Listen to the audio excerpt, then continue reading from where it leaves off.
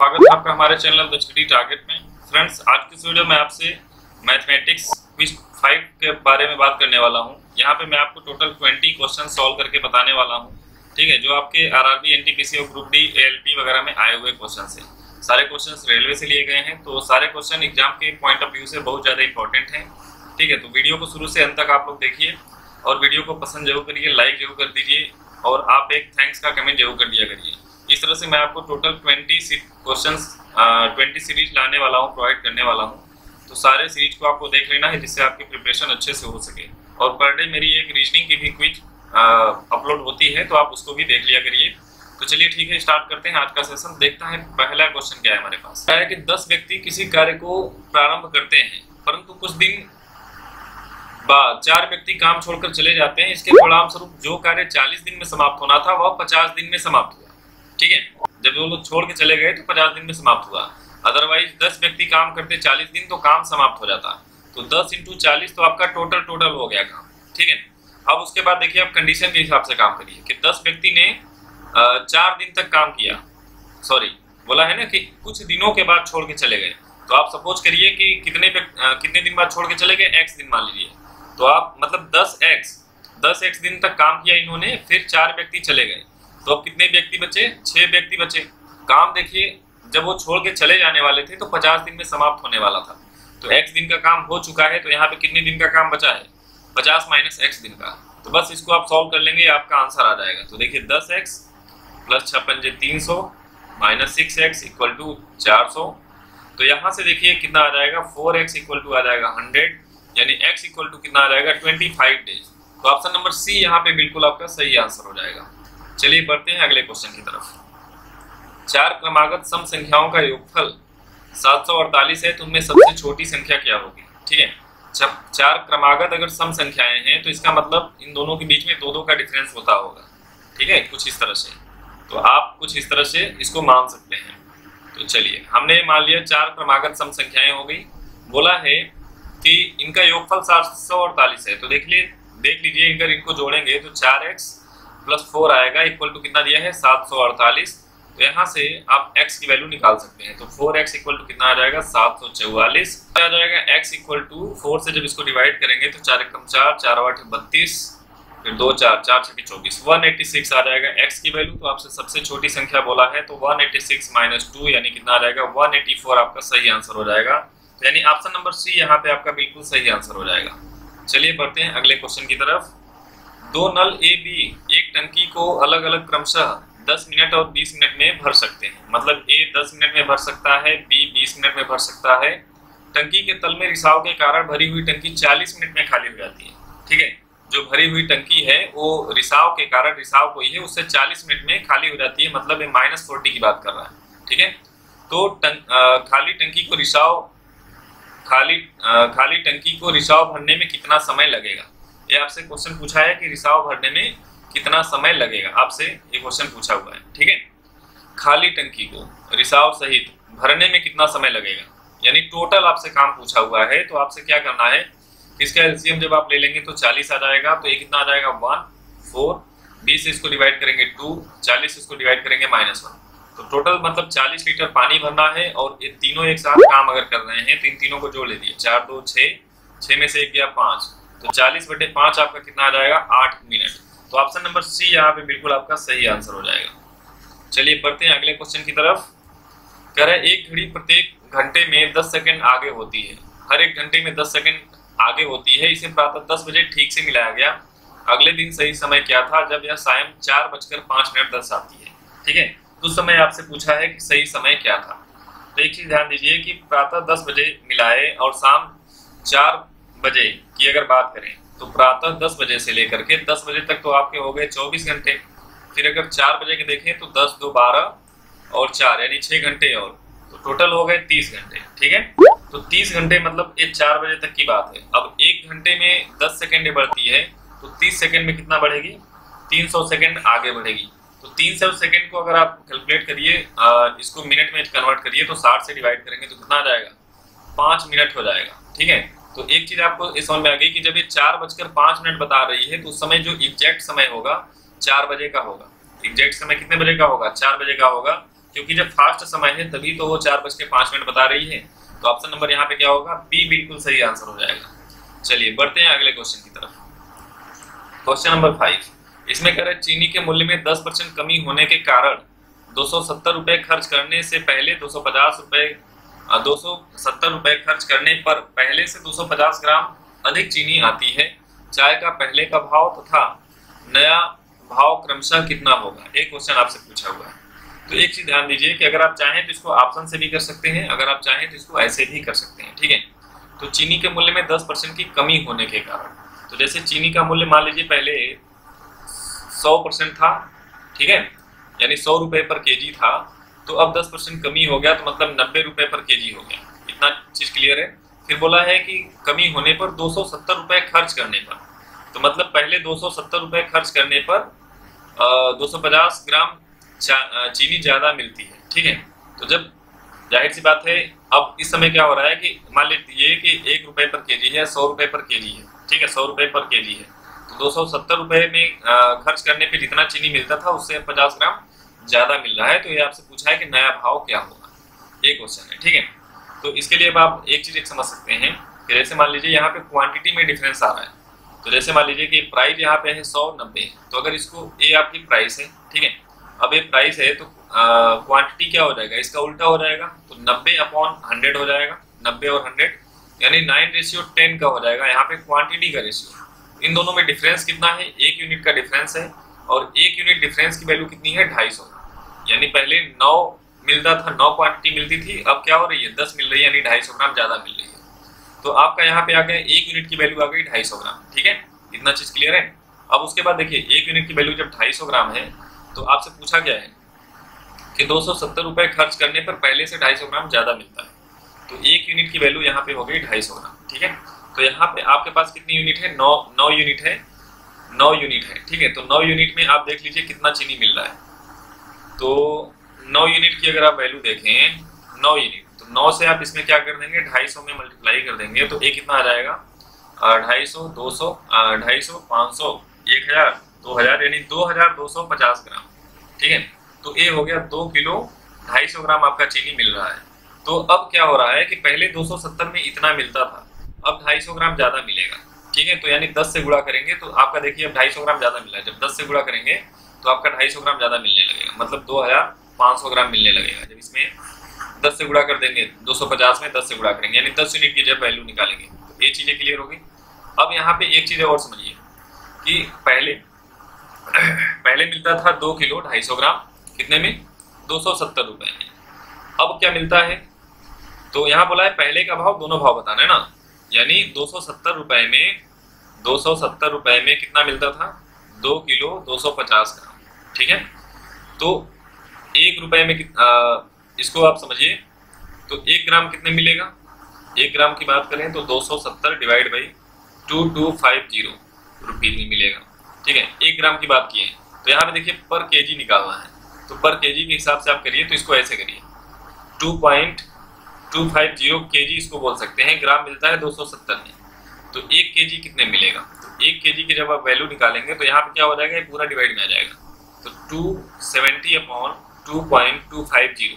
अब इसको आप सॉल्व कर लीजिए, तो देखिए यहाँ पे पॉइंट के बाद 3 अंक हैं, तो आपको क्या करना पड़ेगा, यहाँ पॉइंट लगा के यहाँ पे 3 जीरो बढ़ाना पड़ेगा, पॉइंट से पॉइंट कट हो जाएगा, 0 से 0 कट हो जाएगा, बस आपको अब इसको डिवाइड कर लेना है। तो अगर हम लोग 25 से कट करेंगे तो देखिए 25 से कम 25 कितना बचेगा, 2 जीरो नहीं जाएगा, तो 1 जीरो बढ़ाएंगे, फिर 25 से 8 200, यानी 1080 आएगा। फिर यहाँ पे 25 से कट करेंगे तो 9 आएगा, 9 से इसको कट करेंगे, 9 1 जा 9, 9 2 जा, यानी 120 रुपए पर केजी आपका आ जाएगा। तो यहाँ पे 120 रुपए पर केजी पहले वाले में देखिए आया हुआ है 120 रुपए पर केजी, तो पहला ऑप्शन तो यहाँ पे सही हो गया, बट आप दूसरा वाला भी चेक कर लीजिए एक बार, मैंने आपको इस क्वेश्चन को एकदम पूरा डिटेल में बता दिया है। तो अब देखिए दूसरे वाले में अगर आप चेक करें तो 250 ग्राम अधिक मिलता है ना, इसका मतलब 270 रुपए में ही 250 ग्राम अधिक मिलता है, तो आप वहां से जब वैल्यू निकालेंगे तो भी आपका आंसर आ जाएगा। मतलब कहने का मतलब ये हो गया कि 270 को डिवाइड आपको किससे करना पड़ेगा, 250 ग्राम, 2 किलो 250 ग्राम मिल रहा है ना, तो इससे डिवाइड करेंगे तो आपका नया वाला जो भाव है वो आपको समझ में आ जाएगा, इतना रुपया पर केजी आ जाएगा, ठीक है। तो ऑप्शन कितना आ जाएगा, 108 आपका सही आंसर आएगा। चलिए ठीक है, आगे बढ़ते हैं। यहाँ पे क्या बोला है, 144 पेनों को बेचने पर, मतलब 144 पेनों का जो एसपी होगा, है ना, 6 पेनों के विक्रय मूल्य के बराबर हानि होती है। तो इसका मतलब जो हानि होने वाला है वो कितने का होने वाला है, 6 पेन का, मतलब ये हानि है। ठीक है, 6 पेन आपको यहाँ पे हो गए 6 पेन। तो बोला है हानि देखिए कब होती है, हानि कब होती है, जब CP माइनस SP करते हैं।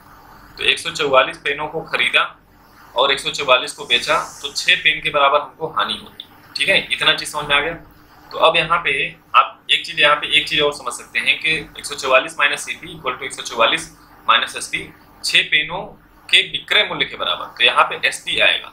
ठीक है, बस अब इसको अब क्या करिए, 144 को आप इधर 144 SP है, इधर 6 SP हो गया, तो ये कितना हो जाएगा, 150 SP हो जाएगा। तो आप ये कह सकते हैं कि 144 CP 150 SP के बराबर हो गया। ठीक है, तो इसके लिए मैंने आपको बताया था कि अब यहाँ पे देखिए 6 पेनों का नुकसान हो रहा है, तो जो SP के साथ वैल्यू लगा होता है उसको नीचे लिखते हैं और इंटू 100 कर देते हैं, तो आपका आंसर आ जाता है। ठीक है, तो यहाँ पे देखिए 5 से कट करेंगे तो 5 या 15, 5 से कट करेंगे 2 बार में, 0 से 0 कट गया, 3 से कट गया 2 बार में, तो आंसर कितना आ गया, 4% की हानि हुई। तो आपका यहाँ पे सही आंसर हो जाएगा 4%। क्लियर है, चलिए आगे बढ़ते हैं। क्वेश्चन नंबर 7 कह रहा है प्रथम 9 अभाज्य संख्याओं का औसत बताइए। तो 9 अभाज्य संख्याएं कौन सी होती है, प्राइम नंबर 2 से स्टार्ट होती है, 2, 3, 5, 7, 11, 13, 17। तो प्रथम 9, 2, 2, 4, 2, 6, 7 हो गया, 17 के बाद 19, 19 के बाद 23। तो ये हो गई प्रथम 9 अभाज्य संख्याओं का औसत बोला है, तो यानी 9 से इसको डिवाइड कर देना है। ठीक है, आप इन सबको जोड़ेंगे तो आपका आंसर यहाँ पे मिल जाएगा। तो देख लीजिए जोड़ करके, 2, 3, 5, 5, 10, 7, 17, 1, 18, 3, 21, 21, 7 कितना हो गया, 21 करेंगे तो आ जाएगा आपका 111/9। ऑप्शन नंबर यहाँ पे कौन सा, ऑप्शन नंबर ए यहाँ पे बिल्कुल सही आंसर होने वाला है। चलिए ठीक है, बढ़ते हैं अगला क्वेश्चन। इसमें देखिए क्या कह रहा है कि दो संख्याओं का अनुपात 3 संबंधी 5 है तथा इसका लौसा 300 है, तो इनमें से छोटी संख्या क्या होगी। तो एक चीज ध्यान दीजिए कि इसका लौसा दिया गया है ना, तो लौसा का मतलब क्या होता है, जैसे मान लीजिए ये संख्या 3x है और ये क्या है 5x है, तो अगर आप इसका LCM लेंगे तो कितना मिलेगा, 3 × 5 × x। तो ये वैल्यू दे रखा है 300। ठीक है, ये वैल्यू कितना दे रखा है 300, तो 3 से कट करेंगे तो 100, 5 से कट करेंगे तो 20, तो x की वैल्यू कितनी आ गई, 20 आ गई। तो आपसे छोटी संख्या बोला है, तो 20 में जब 3 से गुणा करेंगे तो कितना आ जाएगा, 60। तो यहाँ पे ऑप्शन नंबर सी आपका यहाँ पे बिल्कुल सही आंसर हो जाएगा। नेक्स्ट देखिए अगला क्वेश्चन, किसी टंकी का 3/5 भाग 10 मिनट में भर जाता है, शेष भाग को भरने में कितना समय लगेगा। तो एक चीज ध्यान दीजिए कि टंकी का 3/5 भाग भरता है 10 मिनट में। ठीक है, 3/5 भाग भरता है 10 मिनट में। तो एक इसके लिए मैंने आपको बताया था M1 D1/W1 = M2 D2/W2। ठीक है, तो यहाँ पे देखिए M1 की तो बात है नहीं, बट यहाँ पे 3/5 काम करना पड़ रहा है, तो 3/5 भाग 10 मिनट में भरता है। ठीक है, M1 नहीं है और M2 नहीं है, और D2 आपसे पूछा है कि कितना समय लगेगा, और W2 कितना हो जाएगा, जब 3/5 भाग भर गया तो शेष भाग कितना होगा, 1 - 3/5 यानी 2/5 भाग होगा। ठीक है, तो यहाँ पे क्या रखेंगे 2/5। अब देखिए यहाँ पे क्या कट हो रहा है, 5 से 5 कट हो रहा है, अब 2 का इधर मल्टीप्लाई हो जाएगा तो कितना आ जाएगा 20/3। 20/3 D2 की वैल्यू आ गई। अब इतना मिनट है, 3 से इसको कट करेंगे तो 6 मिनट, यानी ऑप्शन नंबर यहाँ पे डी बिल्कुल सही होने वाला है। 6 मिनट 40 सेकंड आपका सही आंसर हो जाएगा। तो 6 मिनट आएगा, फिर 3 × 6 = 18 हुआ, फिर कितना बचा है, प्लस 2/3 आपका बच रहा है मिनट। अब इसको सेकंड में बनाना है तो आपको क्या करना पड़ेगा, 2/3 × 60 सेकंड। तो 3 से इसको कट करेंगे तो कितना आ जाएगा 20, यानी आ जाएगा 40 सेकंड। तो ऑप्शन नंबर डी यहाँ पे बिल्कुल सही होगा। चलिए बढ़ते हैं अगले क्वेश्चन की तरफ। 2:40 पर घड़ी में घंटे की सुई तथा मिनट की सुई के बीच का कोण कितना होगा। तो इसके लिए मैंने क्या बताया था आपको, थीटा = 11/2m - 30h। ये मैंने फार्मूला आपको बताया हुआ है। तो आप यहाँ पे क्या करेंगे, 11/2 मिनट यहाँ पे देख लीजिए कितना है 40 मिनट माइनस 30h की वैल्यू कितनी है 2। अब इसको सॉल्व कर लेते हैं तो a से गुणा मल्टीप्लाई हो जाएगा, तो 220 - 60, 220 में से 60 घटा देंगे तो कितना आ जाएगा 160 डिग्री। तो ऑप्शन नंबर यहाँ पे सी बिल्कुल आपका सही आंसर हो जाएगा। क्लियर है, चलिए बढ़ते हैं अगले क्वेश्चन की तरफ। इसमें पूछा है क्वेश्चन मार्क की जगह पे क्या आएगा। तो 8/x है और x/50 है, तो x² कितना हो जाएगा 400, तो x कितना हो जाएगा √400 मतलब 20।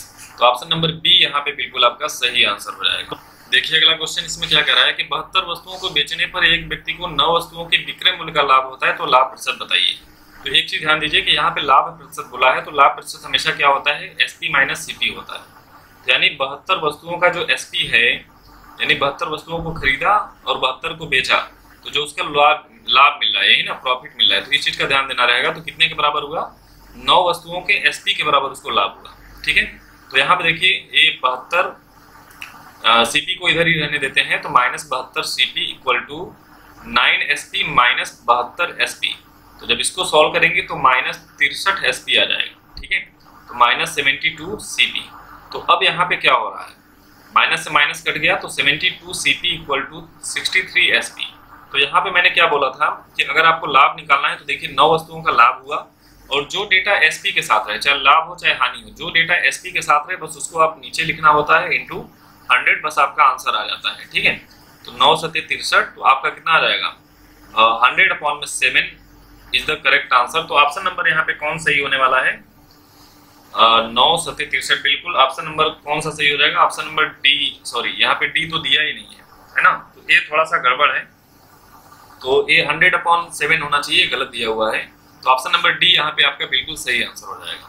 चलिए क्वेश्चन इसमें क्या कह रहा है कि 72 बच्चे एक कक्षा में कतारों में तथा स्तंभों में इस प्रकार खड़े हैं कि प्रत्येक कतार में बच्चों की संख्या प्रत्येक स्तंभ में बच्चों की संख्या से 12.5% अधिक है, तो प्रत्येक कतार में बच्चों की संख्या आपको बतानी है। तो देखिए यहाँ पे क्या बोला है कि प्रत्येक स्तंभ में बच्चों की संख्या से 12.5% अधिक है, यानी कतार के बच्चों की संख्या। तो कतार के बच्चों की संख्या प्रत्येक स्तंभ में बच्चों की संख्या से 12.5% अधिक है, तो इसका मतलब कितना हो गया 112.5 भाई 100% हो गया, 12.5% अधिक है, तो 112.5/100। ठीक है, अब बस आपको यहाँ पे k/s आप देख लीजिए कितना आ रहा है, तो ये कितना हो जाएगा, इतना अपॉन में पॉइंट हटाएंगे तो 1 0 नीचे बढ़ जाएगा। तो जब इसको सॉल्व करेंगे 25 से कट करेंगे तो कितना आ जाएगा 9/8 आ जाएगा। ठीक है, तो अब यहाँ पे देखिए k/s की वैल्यू आ गई। अब आपसे क्या पूछा है यहाँ पे कि प्रत्येक कतार में बच्चों की संख्या बताइए। ठीक है, तो कतार में अगर आपको बच्चों की संख्या आपको देखनी है तो आप सीधे डायरेक्ट देख सकते हैं कि कतार में बच्चों की संख्या कितनी हो गई 9, और स्तंभ में बच्चों की संख्या कितनी हो गई 8। तो ऑप्शन नंबर ए यहाँ पे बिल्कुल सही हो जाएगा 9। क्लियर है, चलिए बढ़ते हैं अगले क्वेश्चन की तरफ। क्वेश्चन नंबर 14 में देखिए क्या कह रहा है कि बी किसी कार्य को जितने समय में करता है उससे 1/6 समय में ए आधा कार्य करता है। यदि दोनों मिलकर इस कार्य को 10 दिन में पूरा करते हैं तो बी अकेला इस कार्य को कितने दिन में करेगा। ठीक है, तो बी मान लेते हैं कि बी उस कार्य को x दिन में करता है। ठीक है, तो उससे 1/6 समय में ए आधा काम करता है, तो पूरा काम कितने में करेगा प्लस 1/6 है ना, ए के लिए मैं बात कर रहा हूँ, ए उससे 1/6 समय में, यानी x/6 बोल दिए, x/6 समय में आधा काम किया तो x/6 समय में पूरा काम करेगा। तो टोटल इसको कितना टाइम लग जाएगा 2x/6। इसको जब सॉल्व करेंगे तो कितना आ जाएगा x/3। तो x/3 समय में क्या करेगा a पूरा करेगा उस काम को। इतना चीज क्लियर है। तो अब इसका एलसीएम जब आप लेंगे तो आपको देखिए आंसर मिल जाएगा। तो एलसीएम क्या होता है इसका, x आएगा इसका एलसीएम। ठीक है, क्योंकि अंश का लसा अपान हर का मसा, तो हर में देखिए 1 3 है तो इसका मसा 1 ही होगा, अंश का लसा कितना होगा x होगा। तो अब क्या करेंगे x से x को डिवाइड करेंगे 1, फिर x को x/3 से डिवाइड करेंगे तो कितना आ जाएगा 3 आ जाएगा। ठीक है, तो अब बोला क्या है कि दोनों मिल करके कार्य को 10 दिन में करते हैं। तो देखिए कार्य आपका x बाल्टी पानी भरना है, दोनों मिल गए तो कितना मिला 4, और 10 दिन में करते हैं तो 10। ठीक है, तो x की वैल्यू कितनी आ गई 40 आ गई। तो x की वैल्यू आ गई 40। तो बोला क्या है उसने कि b अकेला उस कार्य को करने में कितना समय लेगा। तो x की वैल्यू 40 आ चुकी है, तो बिल्कुल आपने b को ही माना था। तो ऑप्शन नंबर यहाँ पे कौन हो जाएगा, b आपका यहाँ पे बिल्कुल सही आंसर हो जाएगा। ठीक है, चलिए बढ़ते हैं अगला क्वेश्चन।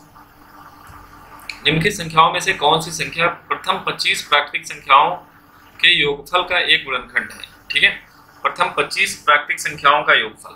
तो प्रथम जैसे ये होता है ना 1 2 3 4 25 तक, तो उसके लिए मैंने आपको बताया था कि सिग्मा n इक्वल टू क्या होता है n+1/2।